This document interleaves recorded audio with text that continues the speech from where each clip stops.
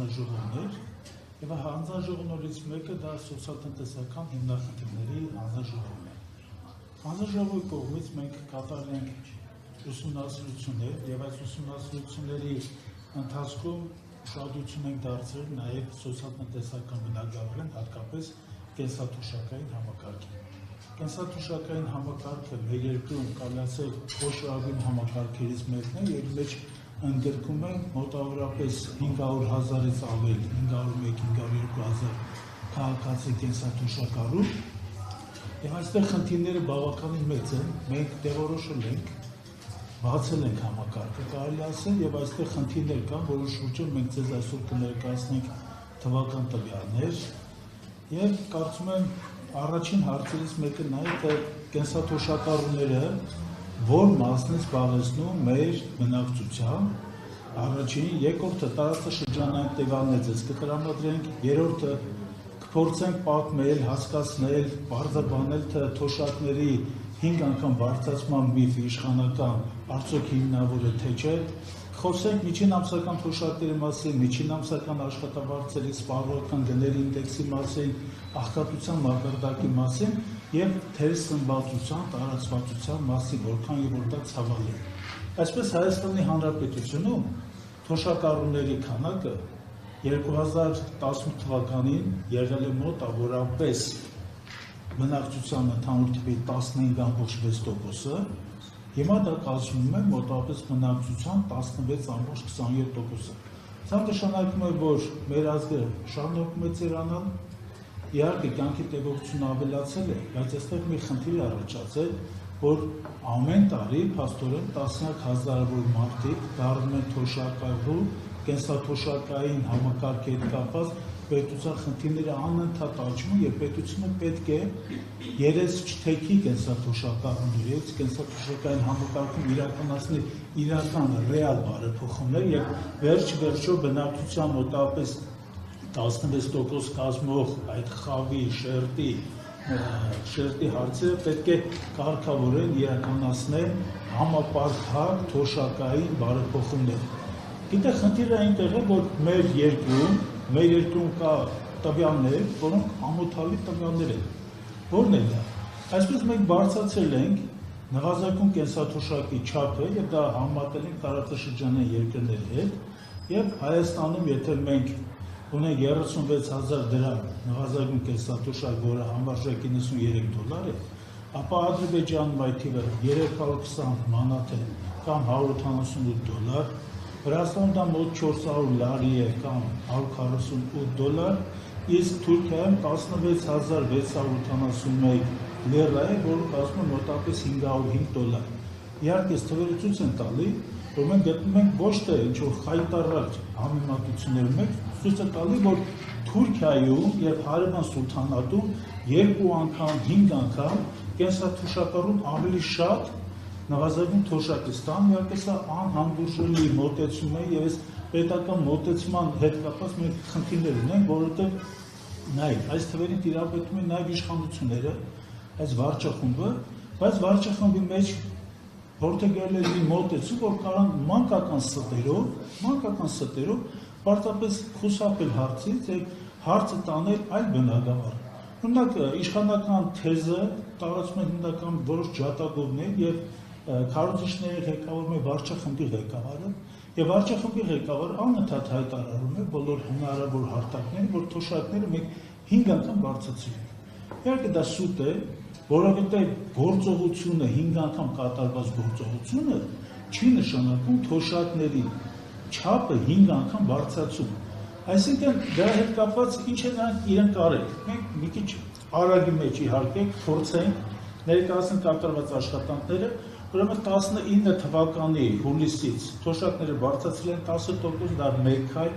երկրորդ քայլը եղել արդեն 2022 թվականի, 2022 թվականի հուլիսին թոշակների հետ կապված ներդրեցին նոր համակարգ, հետվճարայի համակարգը եւ այդ հետվճարի համակարգը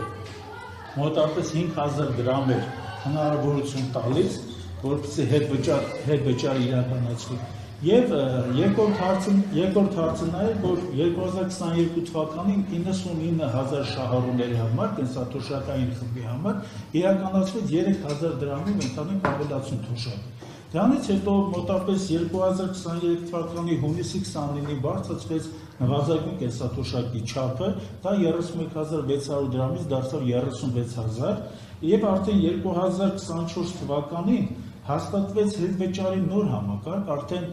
գումարը որպես առավելագույն սահմանվեց 6,000 դրամը եւ 12% հետվեճարի համակարգը սահմանվեց, բայց այստեղ գնացին ճիզվիտական մի դիրքորոշման, որ նրա մեջ հանեցին նախնական կոմունալ ծառայություններ հետվեճարից օգտվելու հնարավորություն, հիմա դա էլ հանեցին։ 2025 թվականի հունվարին ներդրեցին նոր որոշում, որ այս հետվեճարի համակարգը 12% է դառնում եւ դա գործել է 1 տարի ժամկետով։ Հիմա բնականաբար այս տվյալները, որ մենք ներկայացնում ենք, սա ցույց է տալիս, որ թոշակները չի բարձրացվել 5 անգամ։ Այս մարդիկ պարզապես ստում են։ Մարդիկ հարցից խոսակում են մանկական ստեր հորինելու, տարածելու իմաստով։ Հավանաբար շատերը նույն այդ քարոզիչների իշխանական կարող են պնդել, որ դա չի վերաբերվում միջին ամսական թոշակներին, միջին ամսական թոշակների հետ կապված մենք ունենք էլի ուսումնասիրությունը երևում որ 2018 թվականներին միջին ամսական թոշակը եղել է 40,000 դրամի կարգի, ներկայում այն կազմում է 49,000։ Հաստատում մենք ունենք այս 7 տարիների ընթացքում ընդհանուր թոշակի միջին ամսական չափի մեծության փոփոխություն ավելացման կողմ 20%-ի չափով 5 անգամ բարձրացնելու խնդիր այստեղ չկա։ Կա մի լրացուցիչ խնդիր, որը մենք դրա վրա ցանկանում ենք ուշադրություն դրավել հանրության, որ Հայաստանի Հանրապետությունում գնաճի նույնիսկ այս պայմաններում համախառն ներքին արդյունքի եւ բյուջեի մեծությունները անընդհատ մեծանում են, ծավալները անընդհատ մեծանում են։ Դա հետ կապված Հայաստանի Հանրապետությունում միջին ամսական աշխատավարձերն են բարձրանում եւ միջին ամսական աշխատավարձերի աճը կազմել է 2018 թվականի 172,000 դրամից, ներկայումս կազմում է այս տարվա արդեն հունիսի տվյալներում կազմում է մոտավորապես 256,000, աճը առավել քան 73-74% է, բայց 73-74% այս միջին ամսական աշխատավարձի աճի պարագայում մենք ունենք ընդհանուր թոշակների 20%-անոց աճ։ Սա նշանակում է, որ քաղաքացին, որը գտնվում է ընդհանուր աշխատունակության տարիքի մեջ, նա երբ որ տեղափոխվում է կենսաթոշակային տարիքի, առնվազն 3 անգամ նրա եկամուտները հնարավոր ձեռք բերման իմաստով նրանք պակասելու են։ Այս խնդիրները, գիտեք ինչ, լավ կյանքից չէ, եւ մենք պետք է այստեղ բազմաթիվ խնդիրներ կա, որ պետք է բարձրացնել։ Խնդիրներից մեկը նա է, որ թոշակների հետ կապված մի անտեսանելի թշնամի կա, դա սպառողական գների ինդեքսն է։ Այս սպառողական գների ինդեքսը չեմ ուզում ձեզ ծանրագրել տնտեսագիտական բարդ հաշվարկներով, բայց նա հժորում է թոշակառուների այդ հնարավորությունը եւ գնողունակության անկման հետ միասին թոշակառուն նույն գումարի չափով ձեռք բերում ավելի քիչ ֆիզիկական ապրանքներ եւ ավելի քիչ ծառայություններ։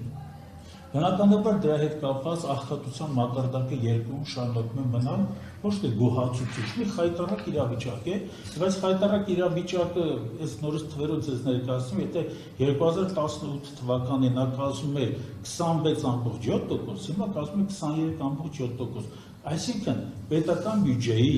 եւ հնայի մակարդակի աճի դեպքում, որ իհարկե նաև արտաքին գործոններում էր բարենպաստ պայմանավորված,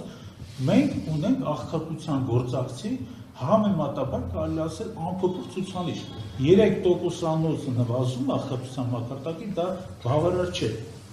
Մի խնդիր էլ կա, այս թվական տվյալները որ մենք ներկայացնում ենք, մի խնդիր կա, դա թերսնվածության մակարդակն է։ Թերսնվածության մակարդակը մեր երկրում 13-14 թվական կազմում էր 4,5%, արդեն 17 թվականին 9,5%, հիմա այդ ցուցանիշը ավելի բարձր է, սա խայտառակ իրողություն է։ Հարգելի ընկերներ, ես ուզում եմ ասել հետևյալը, որ սրանք թվեր են ընդհանրապես, բայց սրանք թվեր են անտարբերության մասին, սա ուրացման մասին թվեր են։ եւ այն քաղաքական վարչախումբը, որ Հայաստանում ներկայումս աշխատում է, նա մեր 502,000 թոշրակ եւ նպաստ ասող քաղաքացիներին պարզապես մոռացել է, ուրացում է եւ դա է կապված մենք հավանաբար այսօր կներկայացնենք մեր առաջարկները եւ կարծում եմ կհամոզվեք, որ մեր աշխատանքի հիմնական նպատակը մեր կենսաթոշակառհամար լավ պայմաններ ստեղծելն է,